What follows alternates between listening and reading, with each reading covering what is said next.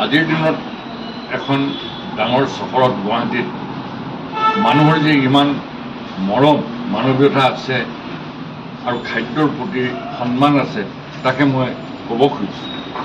এই বজাৰ কৰি ঢেৰ বস্তু মই অসমীয়া বজাৰ লৈ পেলাই আহি আছিলোঁ মোৰ বাইচাইকেলত, এটা ভিডিঅ'ত মই দেখাইছোঁ।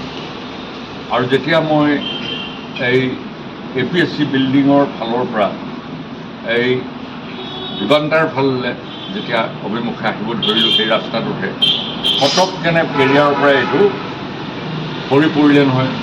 বাৰুকৈ আকৌ মোৰ ভৰিখনত লাগি গৈছিলে, মই গম পালোঁ এইটো পৰিছে। চাইকেল ছাইড কাটি আছাম ৰাইফলছৰ হাউচিঙৰ আগত ৰখালোঁ আৰু ৰখাই তাৰপাছত মই দেখিছোঁ যে ই ৰাস্তাৰ এটা ছাইডত সি পৰি আছে, ঠিক মাজত নহয়। তাৰপিছত আৰু মই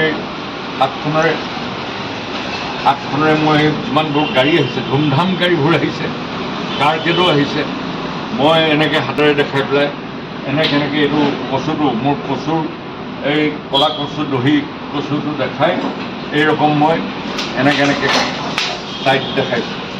কাৰকেডৰ পৰা আৰম্ভ কৰি চবেই কিন্তু 6 ইঞ্চি হ'লেও কচুৰ পৰা আঁতৰি চবেই ছাইড কৰি গুচি গ'ল। আৰু প্ৰায় 1 মিনিটৰ পিছত ট্ৰেফিক কমি গ'ল। তেতিয়া মই গৈ মোৰ কচু উঠাই লৈ আহিলোঁ।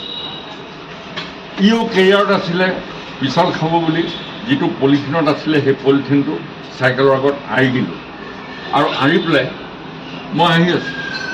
আহি খানাপাৰা যিখন আমাৰ গাখীৰৰ ডেইৰী তাত সোমালোঁ আৰু তাৰ পৰা মই গাখীৰ ল'লোঁ, চিৰা ল'লোঁ আৰু লৈ মই আহি আছিলোঁ। আহি ঠিক শিল্পগ্ৰাম পাওঁতে হঠাৎ ফটককেনে এই পলিথিনটোৰ তলটো ফাটি গ'ল নহয়।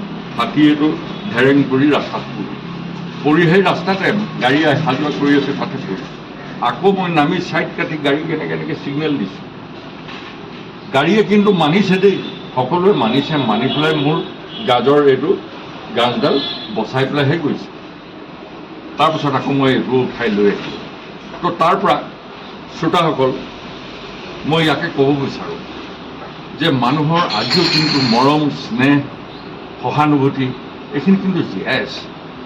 আমি বহুত ক্ষেত্ৰত দেখিছোঁ, বহুত ক্ষেত্ৰত নাই দেখা, কিন্তু কোনো ক্ষেত্ৰত কেতিয়াবা যেতিয়া এই মানুহৰ যেতিয়া মৰম স্নেহ প্ৰকাশ পায় নকৈ নোৱাৰে।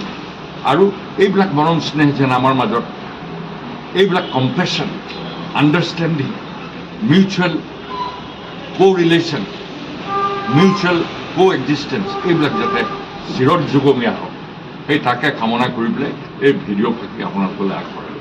ধন্যবাদ।